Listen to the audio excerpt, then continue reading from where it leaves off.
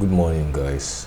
I just woke up this morning and the first message I got on WhatsApp is one that further highlights and points to the fact why Peter Obi is obviously the man for the job.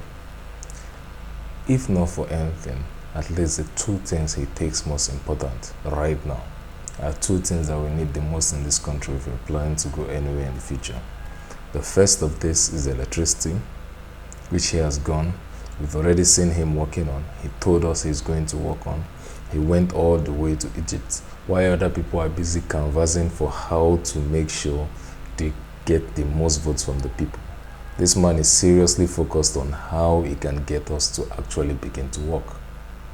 The first thing he did is going to Egypt, who currently produce 45,000 megawatts, more than 10 times what we produce in Nigeria. Egypt produces more than 10 times what we produce as a whole country. Egypt's population is less than half of our own, yet they are producing 10 times our electricity. And they increased all of that, doubled, tripled it in just a few years. So what is holding us back from making that happen? The second thing he focuses on the most is education. And we as Nigerians, if you're a Nigerian who is conversant with the average Nigerian youth, give them education, give them electricity, and they will make anything happen. All the resources we need to develop this country are here in the heads of the youth. The young boys are eager to learn things. I doubt there's a country like that. Everywhere I go to the ghetto, I go to poor areas, I go to regions. All the things the youths are asking me is, how can we do this? How can I make life better for myself? And if the youths make life better for themselves, they make life better for everybody. Because these people are the people that will build the companies, build things that will end up affecting the lives of everybody. And all they need is the education and electricity. Good internet, that is all they need. In this modern world, that should not be something we are begging for. And that is what Peter Obi is here to change. Now, to the thread I saw on Twitter that sparked the idea to make this video. It's a thread by a man called Shidi on Twitter. I searched his handles and tried to find more about him, but I couldn't because he's not as available on social media. So the only thing I could find on him was his LinkedIn profile, which highlights his name as AGK Chidi. I could not find any other, his LinkedIn profile or whatever, to get more details on him. But he was posting about Peter Obi education and his development of the youth and how it can go on to affect the rest of our society. This is a thread. He says, the man Peter Obi, the title of the thread, the man Peter Obi and his many parts of human capital development. Here goes. My office was in search of a video editor years ago. We advertised this in the media and many people showed up for the interview. It was a scarce venture at the time, and unfortunately none of the people who came for the interview knew about After Effects, which was one of the major packages listed on the requirement tab. We needed somebody who was competent and very conversant with all the packages. That is, all the video editing packages, the softwares they use to edit videos. A week later, a teenager showed up. I thought he had come to make an inquiry, but was shocked to hear that he came for the interview. What interview? I echoed with a heightened curiosity. Video editing, he responded without much emphasis. I thought he was joking. I asked how old he was, and he said he was 18 years with a school certificate as his qualification. School certificate, that is a secondary school graduating certificate. That means he had not yet been to university. I just felt he was a joker. In no time, he sat on the chair facing mine and exhumed his laptop from his bag. Minutes later, he was showing me what he knew on my desk in his computer.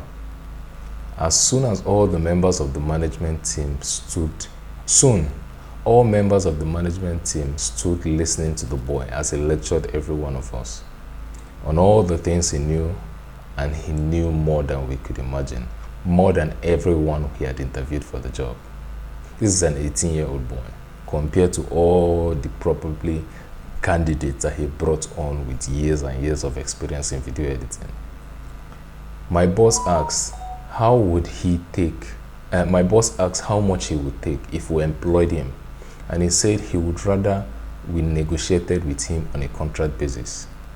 That shows you somebody who is in the business already, because he knows well enough to rather focus on getting a contract with them so as not to impede his other earnings that he already has. He dictated all the terms. He will come only 3 times a week, and he wanted to be paid 250,000 naira. My salary at that time was not up to half the amount he requested. It was an outrageous sum. We pleaded with him to come down a little, but he was not willing to go any lower, more than that. He said he was already making 300,000 naira monthly from the jobs he did for churches and pockets of other organizations. We needed him badly. We didn't want to let go. Now, this boy is already making, this is an 18-year-old boy who is already making 300,000 naira from his jobs he's doing for. And from the way he posted this thread, I'm sure this is not a recent thing. This is probably something that happened maybe up to 10 years ago, when video editing software were not as prevalent and everybody was not really into getting those skills. An 18-year-old boy had the skills then and was making 300,000 naira plus monthly. And then that was before these current governments that came to wreck our naira rates all the way down to 600 or something. So you can imagine the value of 300,000 naira 10 years ago to an 18-year-old boy, all because of the knowledge he has in his head. My boss called for a meeting immediately the boy left us. How are we going to keep him? He asked. I came up with an idea to salvage the situation. I suggested we advertise in the media that we would hold lectures for candidates who were interested in video editing. And we could then raise money from the students to pay the young man. Again, our in-house computer gurus could also learn from the young man and take over from him in the event that he decides to go. My boss bought the idea, and we immediately swung into action. We called this young man and told him of our plans. He did not mind, as long as he would get his pay. He demanded we get a projector. He didn't mind that most of the students were going to be more educated and older than him, because he trusted his abilities. We did radio jingles, and our phone began to buzz incessantly. People were calling from all nooks and crannies. The first set of students we admitted for the first week fetched 1.8 million naira. In 1 week, a boy with the education, an 18-year-old boy with the education and the access to facilities that allow him to learn, now has the intellectual property, the intellectual capability to earn a company 1.8 million naira that they didn't have just a week before. If that does not explain to you, if that does not show you that our problem is lack of development of the young ones, imagine if all around Nigeria, these kind of resources are emanating from all the young boys, all the people pushed into doing fraud because of no way of escape. All the people pushed into the streets to work for measly sums, to suffer and toil all day for 20,000 naira a month, just because their education, their mental capacity is not being harvested.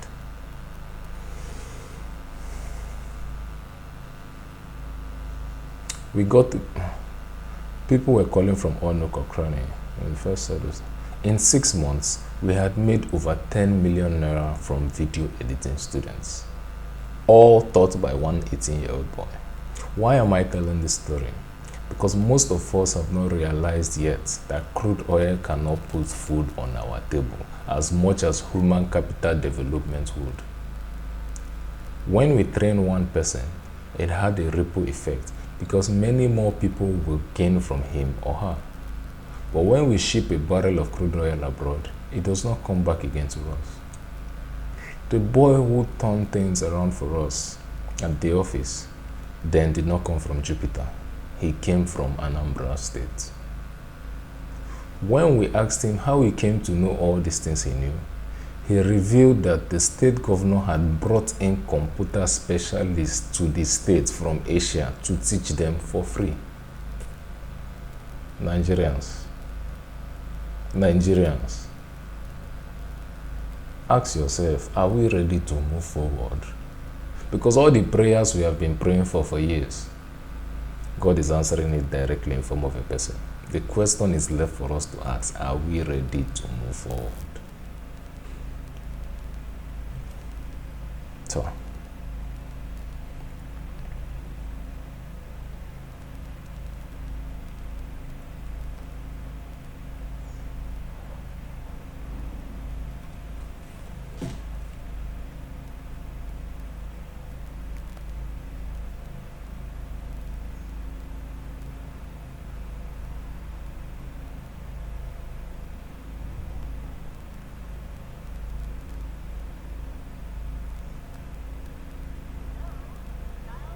*785# to link your NIN to your line.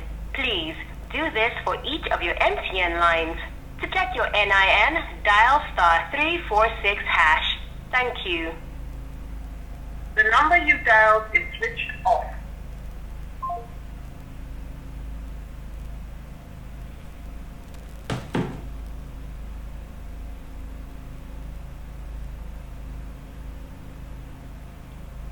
well, as you can probably tell, well, the fuel, to further buttress the point I'm making, the fuel in my gen just went off, so I have to go downstairs to refill the fuel and turn it back on. I have been running generator since yesterday night. I'm in the middle of Abuja, and I don't have electricity to continue. Now, ask yourself, how the young boy who has the brain to make this happen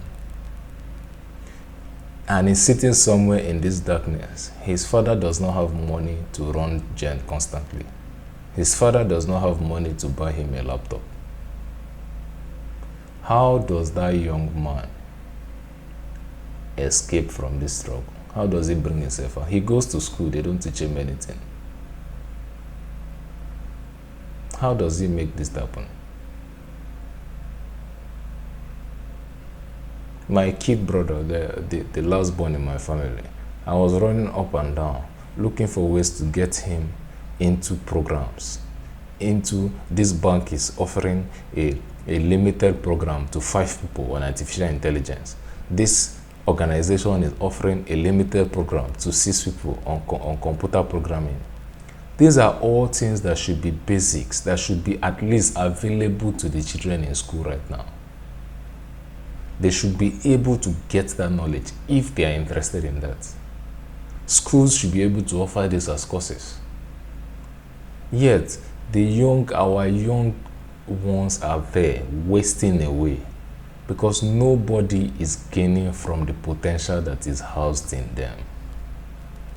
We're all busy looking for crude oil money to come to the center so that we can share allocation, so that money can reach here, so that money can reach there, so that I get my own cuts from the election. Billions of dollars are being wasted away in these young ones all over the Nigeria that are not gaining anything from this. Are we going to sit down and keep looking? Imagine how many thousands of children that are similar to this boy, as sharp as him, that are wasting away somewhere just because there is no access to light and there is no access to education. If Peter Obi comes in, even if he fixes just these 2 things, our educational system and electricity, in 4 years, in 8 years, I am okay that he has served. We've given other people years and years and years to do this. But we already even know before they get there that they won't. Because when you come into a system through looting funds, through means that make no sense, how are you supposed to then turn around and develop potential when you are too busy servicing your own stomach and servicing all the illegal and nefarious means that brought you into that place? Nigerians, it's time to wise up. If your suffer never do, at least pity the young children that are wasting away, with potential wasting away in Nigeria. Pity them and help them see front.